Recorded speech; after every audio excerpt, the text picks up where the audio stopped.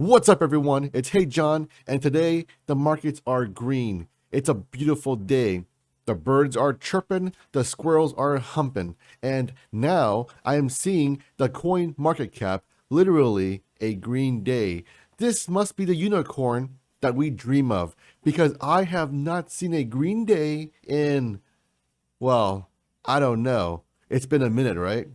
And with that being said, though, is this going to be the fake out, shake out, or is it going to be the real deal Holyfield? And more importantly, there is some smoke about Terra Luna. A Twitter user by the name Fatman, he seems to have the smoke. The whistleblowers are whistling in his ears and they're telling him things. All of this will be revealed in this video. So stay tuned. Here we are looking at coin market cap and everything is literally green. You're seeing BNB flip to fourth place. It went above USDC coin. This is phenomenal. Everything is up over 4%, 1%. It may not seem a lot, but it's way better than being down 10, 15%, right? Everything is pumping. We're seeing Binance overtake a stablecoin, USDC, in market cap. The reason for this is because everyone is kind of scared of the stable coins now. Thanks to UST and Luna, everyone's like, well, is it really gonna be $1?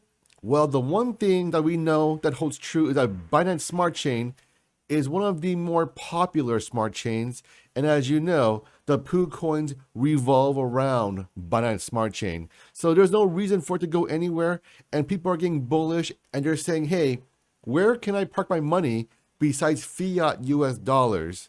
Well, it seems like BNB is the next popular choice. I myself have quite a few BNBs as well. And the reason for that is because Binance Smart Chain is a very popular blockchain.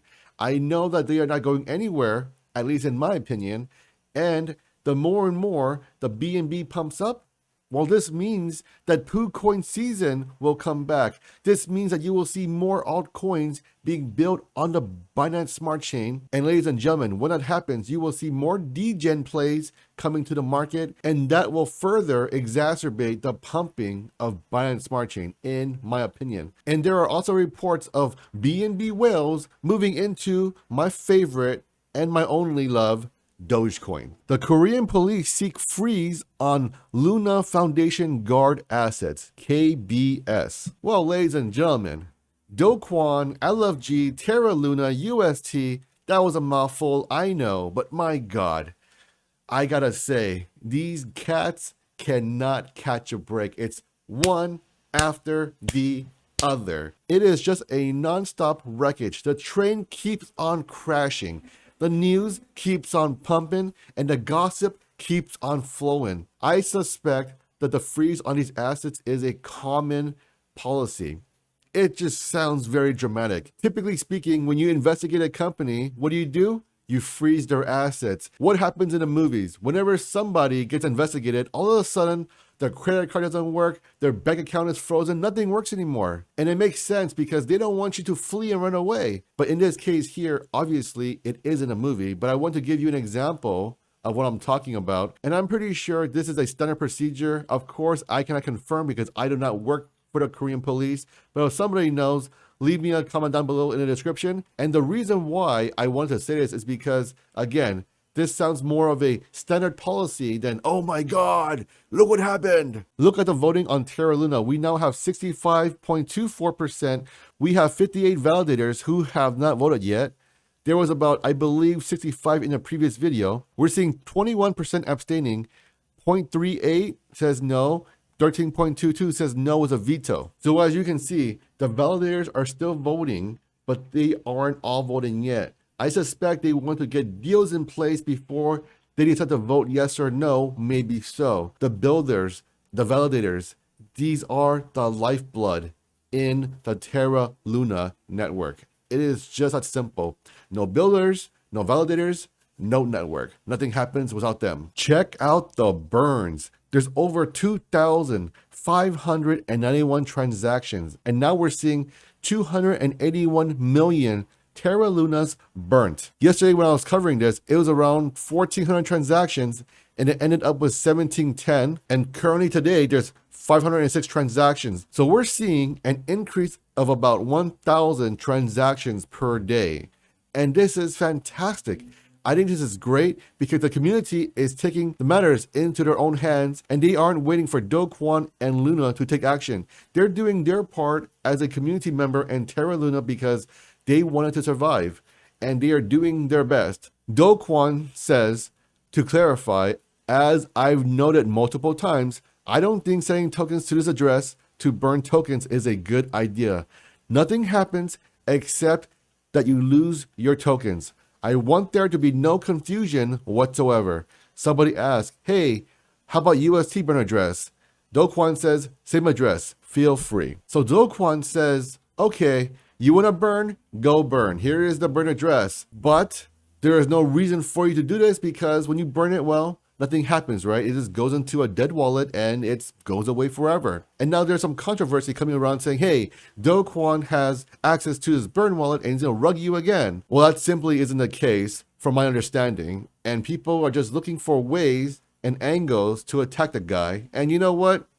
I understand people are upset and they're emotional. And of course they want to lash out and attack somebody. Everybody wants to blame somebody, so it isn't their fault. I get it. It makes a lot of sense. But we have to remember, folks, you dictate your actions. Do you want to be that person wrongfully accusing someone? Because we all know what it's like to be wrongfully accused of something that we did not do. And you understand how infuriating it is. And imagine how many thousands, tens of thousands, millions of people coming at Dokuan and constantly berating him, saying, hey, you rug pulled. You did this, you did that. And you know what? This could be true. This may not be true. But I want to heed people with caution and say, hey, you know what?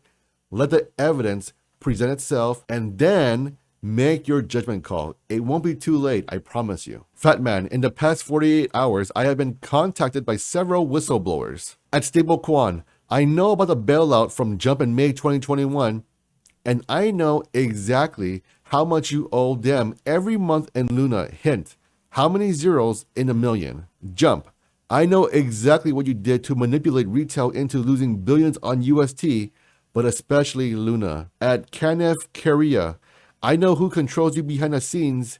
B, I know about your Slack group having a 14-day retention window. At SBF FTX, I know about the 30% serum handshake deal with Jump and what you did to retail investors after. Ladies and gentlemen, at Fatman Terra on Twitter, make sure you follow him because this man, he appears to have the smoke. And by the smoke, I mean the smoking gun. I mean, holy cow, these are some very powerful allegations. And he's saying, hey, you know what? I have whistleblowers who work in your camps and they're coming to me and they're talking to me and they're telling me. I'm just like, okay, this is getting very, very good. This rug pull is turning into a telenovela. You're going to start seeing love stories unfold. You're going to start seeing murders. You're going to start seeing all sorts of things because Terra Luna appears to be more than what it seems. That means there is a lot going on behind the scenes. I suspect that there will be a Netflix show about this in the future, and this could be the next Tinder swindler. Go ahead and hit the like button and smash that subscribe button if you're into that kind of thing. And most importantly, have an awesome day, and I will catch you all on the next one. Shh.